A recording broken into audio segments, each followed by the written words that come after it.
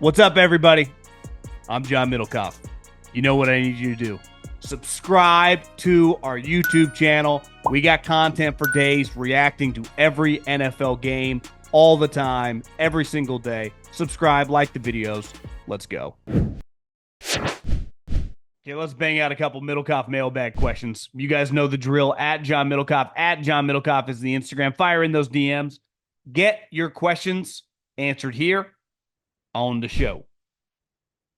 Start with Special K. Not the drug. I think that's just a fine-looking young man.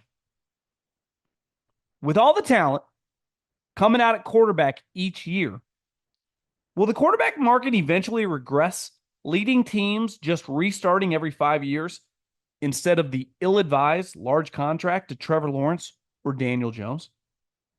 I get teams don't want to lose players for nothing, but you're not telling me it would be better to pay Quinn Ewers $5 million a year and surround him with good coaching and talent than pay a marginally better Brock Purdy $50 million a year.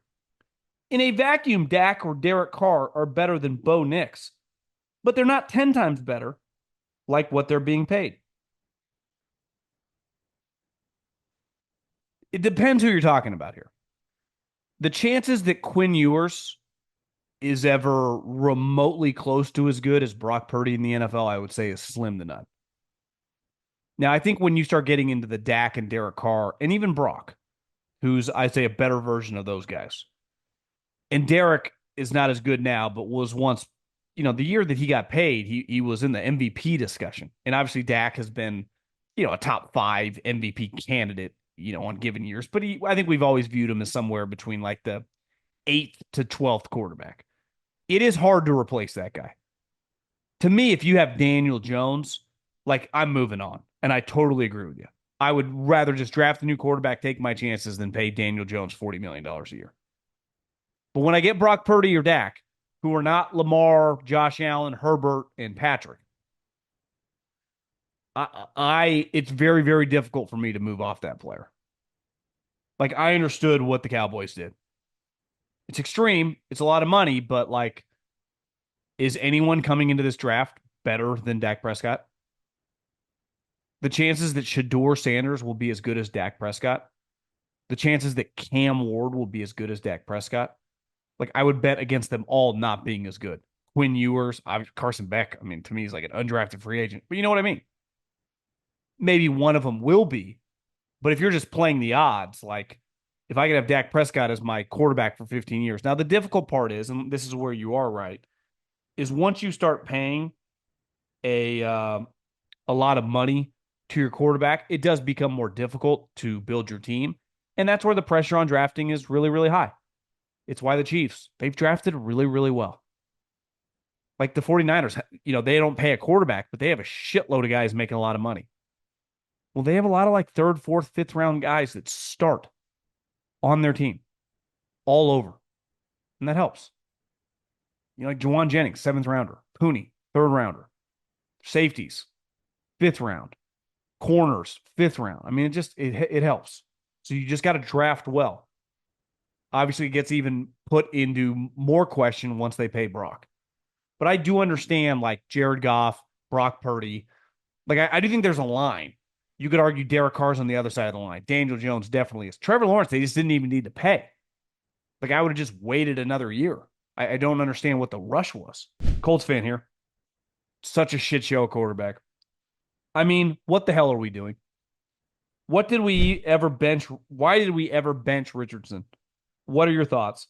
Is it time for the Colts to clean house? I talked about it on the podcast.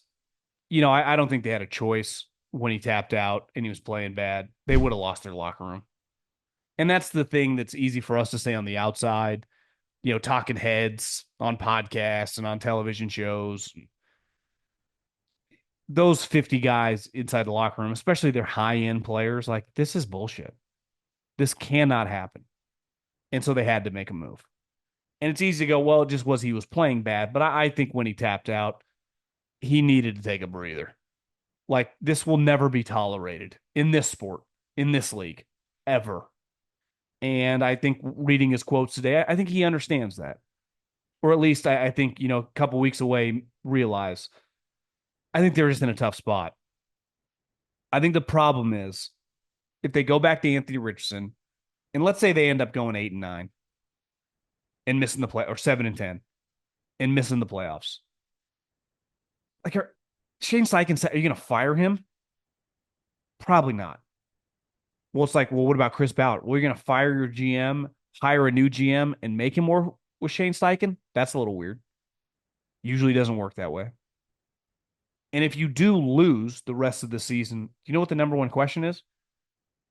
Especially if Anthony Richardson's all over the place. Well, he's not on scholarship anymore. Where when the offseason begins, he's just the starting quarterback. Like, those days would be over. So then it's like, well, do we pay a little bit more for a guy to come in and compete? And who is that player? Like, we don't just sign Flacco or Gardner Minshew in the offseason to be the backup. We almost have to pay more to get a guy to come in and be competitive. Well, what if the Saints move on from Derek Carr? Like, do we sign him and have an open competition? That's where I think it gets really complicated, and that's where this whole thing could unravel. And if Anthony Richardson sucks, like if he's just not good enough and he can't be a starting quarterback, I think they'd all be, not this year, but over the course of the next, 14, 15 months, a lot of question marks in that building. This is from Eric. Some nice words. Barry guy. Anyways, my question is, how does Brian Kelly escape media criticism? This guy's a total fraud. He totally wasted Jaden Daniels, plus other elite talent on the team. Is this guy currently the most overrated college coach? I never liked him after the whole "let's execute our players" quote. I get that he was joking, but would a top-tier coach say something so clownish? I didn't mind that quote just because it's such a cheesy, like, dad joke. It was clear what he was saying. I think he didn't waste Jaden Daniels. Like, Jaden was incredible under his watch. You know, he's an offensive guy. And if he hires the wrong defensive coordinator, like any offensive head coach, they're going to have a lot of problems. The Chiefs got a lot better on defense when Andy fired Sutton and went to Steve Spagnuolo. So who your coordinator is, if you hire the wrong guy and it doesn't work, you're screwed. But I think that loss at home was pretty embarrassing. It was pretty bad. And it's hard to shake that. Now, is he the biggest fraud? No. I think the question mark moving forward is Brian Kelly. What is his ceiling? Because part of the reason he left Notre Dame to go to LSU was to have a national championship ceiling. Couldn't have it at Notre Dame. Why? Because they just can't get the certain players into school because of academics that you can get in at LSU. You can get it at Alabama. You can get into Texas. You can get into Texas A&M. Ohio State. You can get into whoever the fuck you want. Notre Dame's, it's hard for them. The academic requirements are different. Which, to me, at this point in time, 2025, like, who cares? If it's like, hey, we can get this wide receiver who does not meet our academic requirements, but Alabama, LSU, Georgia, and Ohio State want him. But he really likes Notre Dame. It's like, yeah, let's waive that shit. But hey, that's just me. Not Mr. Academia here. I don't know. I think if he wins out, goes 9-3, wins a bowl game, it's just going to be defined the next couple years. Can he make a playoff run? 3 straight coaches at LSU have won national championships. 3 straight coaches. And I'd say beside Nick Saban, the other 2 aren't really viewed as geniuses in Les Miles and Ed Orgeron. So I think there's just going to be a lot of pressure on him the next couple years. I don't think he's a fraud. I think he's a pretty good coach. Is there a ceiling? It kind of feels that way. Like, you know who might, like, listen, I'm not trying to be an asshole here, but I think Lincoln Riley's got a lot more fraud smell coming from his operation than Brian Kelly. Brian Kelly's had some bad losses. And hell, Brian Kelly lost to Lincoln Riley, but I would rather have Brian Kelly than Lincoln Riley. The NFL season is rolling along, and contenders are starting to separate from the pack. But one thing has not changed, and that's DraftKings Sportsbook, an official sports betting partner of the NFL. And it's the number one place to do what I love to do, bet some touchdowns. Whether it's a fade, whether it's a Hail Mary, whether it's a sweep where 3 tackles are broken and a dude goes 60 yards, we do not care because we love to bet touchdowns, and DraftKings is the place to do it. Ready to place your first bet? Try betting something as simple as scoring a touchdown. Go to DraftKings Sportsbook app and make your first pick. And here's a reason for new customers to do a touchdown dance of their own. Bet $5 to get 200 in bonus bets instantly. Score big with DraftKings Sportsbook, the #1 place to bet touchdowns. Download the DraftKings Sportsbook app. Use the code JOHN, J-O-H-N. That's code JOHN for new customers to get 200 in bonus bets when you bet just $5. Only on DraftKings. The crown is yours. I have a question. I'm an Eagles fan, and I want to talk about the Cowboys.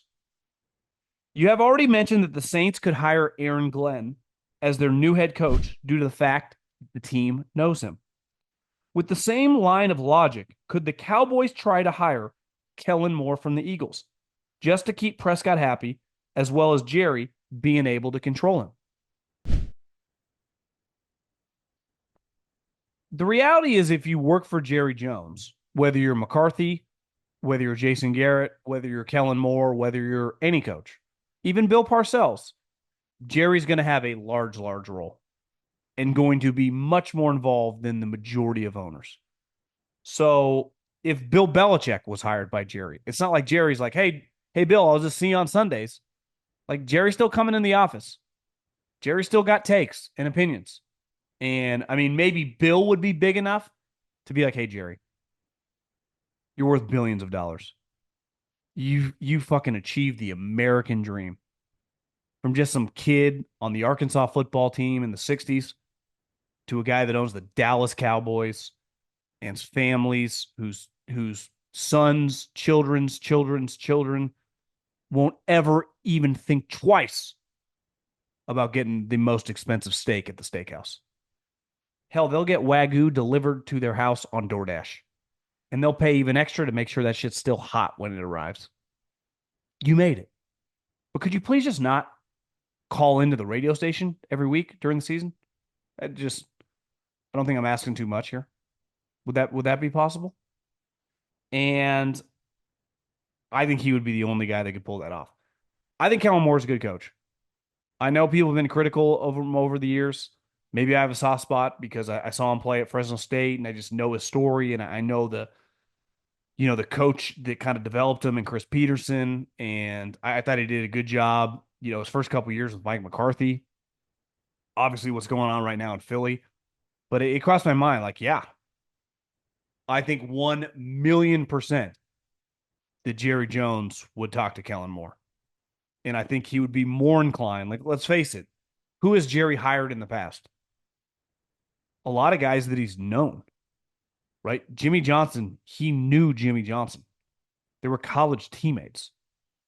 Jason Garrett, was his guy. Mike McCarthy was a little out of left field for Jerry. Honestly, a little unconventional. You could argue that if the season ended today and the Eagles offense keeps crushing it, Kellen Moore might be their number one choice.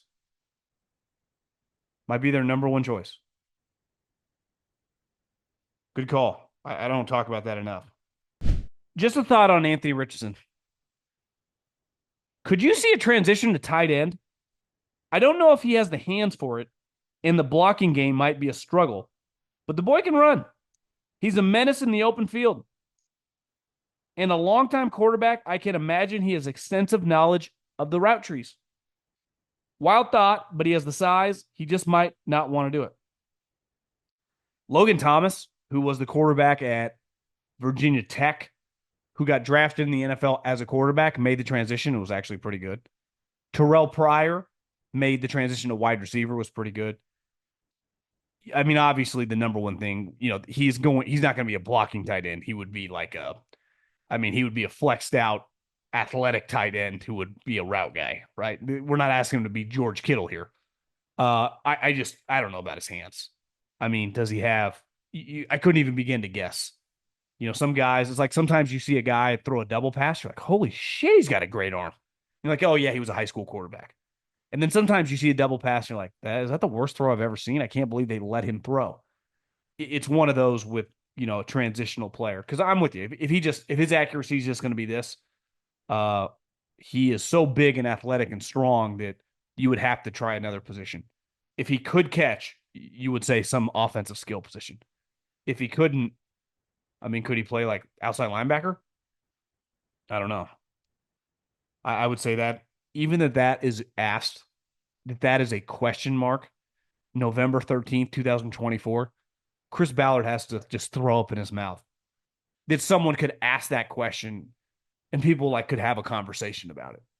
If I would have told him 2 years ago, not even 2 years ago, 2023, April, whatever the draft was, 25th, 26th, that within 18 months, people are going to be able to have a conversation like, could this guy play another position? He would throw up in his mouth, fall out of his chair, aka not make the pick. Hey John, I gotta say I have grown to love the pod. This season I don't think I've missed an episode. I don't know how to get a mailbag question in, but I'm curious. I work for a search firm, and in executive recruiting, soft skills are the difference and a key factor in a hire. As a former scout, how much does someone weigh soft skills weigh into your evaluation for the quarterback? That is a good question. I'll be honest. I got to look up the examples of soft skills just so uh, what are 7 soft skills? So just cognitive stuff, teamwork, problem solving, communication, critical thinking, time management, interpersonal. Uh, so what would a hard skill be in a white collar job? Would be my question. Because obviously, a hard skill in football would be your tape, and your soft skill would be, I think, what we would consider character. Uh, you know, everything from academics to dealing as a teammate. I would say that is, as a quarterback, it's one, you got to be able to play. So if I'm evaluating you as a player, like there's a baseline to make it to the NFL. And then once you exceed that baseline, I nitpick you on the film. But once you exceed the baseline of like this guy's an NFL talent, I would say the soft skills of all the intangible stuff, the critical thinking, being a teammate, interpersonal skills, leadership is the number one thing the scouting department tries to lock down. And it's the number one thing when you are going into these programs. I'm trying to learn about the person, not the player. Because ultimately, like, let's say my team's going to be drafting in the top 10 and I'm the West Coast scout or I'm the national scout. Obviously, my grade on the player is important and for me to have conviction on Shedeur Sanders. But when it comes to me, and I've gone through Colorado multiple times, and they go, well, let's talk about Shedeur the kid. I better be able to talk about the person longer than the player. And I've said before, like that is going to be kind of unique. Now, it might not matter if Deion Sanders gets like the Raider or Cowboy job and they draft him, like the write up. I mean, it's Deion's kid. But if another team's interested and they're all going to be interested, like I got to know the guy really well, and it's hard to get that information. Right? You're using the coaches, you're using the coordinators, you're using the trainers, you're talking to the doctors, you're talking to his teammates, you're talking to the academic people. I mean, hell, you go to town and you start talking to the people that own the bars, people that own the clubs. You just try to talk to every single human possible about the guy. The longtime athletic department executives that have seen countless other NFL prospects come through, what they think about them. Ultimately, what defines, I mean, clearly there are some players that don't live up to their draft billing because they weren't as talented as you thought, but they still play in the league for a decade. And what separates, in my opinion, most people that have longevity and success in the NFL would be, again, I'm not as like locked in with the corporate lingo as the soft skills. Like I never use that terminology. In the scouting world, we just call it character. In the world I live in, I just say judging a person. I would say that is a determining factor of most guys. Intelligence, uh, ability to take football knowledge to the field, work on your football stuff, be addicted to studying the game off season as well. Obviously that's also, sometimes I think we make fun of and laugh at tight end university or the pass rush summit, right? It's like, oh, George Kittle's wearing tight end U and him and Greg Olson. Think how incredible that is that they get Kittle, uh, Travis Kelsey, Greg Olson, all these great tight ends who take all the young guys around the NFL and they just spend 3 or 4 days together in Nashville talking ball, like talking their craft. Same thing with the pass rush summit with Von Miller and Max Crosby. You know, that in most of our industries, that's viewed as like an incredible networking event. And a networking event isn't just about meeting other people, because ultimately, like, if I'm Trey McBride, just knowing George Kittle doesn't change but getting to know him and having him teach me how to become a great player improves my career. It's like knowing Colin and being able to run a question by him or two, if I have one, is a big deal. And I think this stuff's really cool. And in football, you know, when you're not on the team and once the season goes, but in the off season, like a lot of these guys train together and it's a game changer. Guys, when I was a kid, used to like reach out to Jerry Rice about training and they'd want to run the hill and they'd all fail because that hill would take out a lot of men, except Jerry. And I think Terrell Owens could handle it as well. But I think it's pretty cool. So I think soft skills with quarterbacks, but it's hard. And I think I would imagine you know this as well. Things you can't quantify, right? If I told you I'm a sales guy, it's like, you know, last year, yeah, I'm staying within the same industry and I can bring my accounts. Like I have $10 million worth of business. It's quantifiable. It's like, well, I got $10 million and our company gets to keep 10% of that. So I'm going to bring $1 million revenue to the table. Right. Like that's black and white. But then if I find that guy that's bringing $10 million and 1 million revenue, and let's say I have a small company, that's a huge addition. But I'm like, well, he happens to be the biggest asshole. Everyone hates him. No one wants to deal with him beside his clients. Like, he's going to come into the office every day. He's a pain in the ass. Or you could hire this guy, a little younger, not as experienced, but his future, this personality. It's like, I think this guy can sell quadruple what he's already sold. And he's already bringing 500 grand to the table. So he's bringing half as much in revenue, but I believe in this kid. And I think just you can just tell he's got, you know, his piss is hot and his hair's on fire and he is ready to roll. And this fucking guy wants it. And I'd bet on this guy having $2 million in business in 5 years, right? You project the future.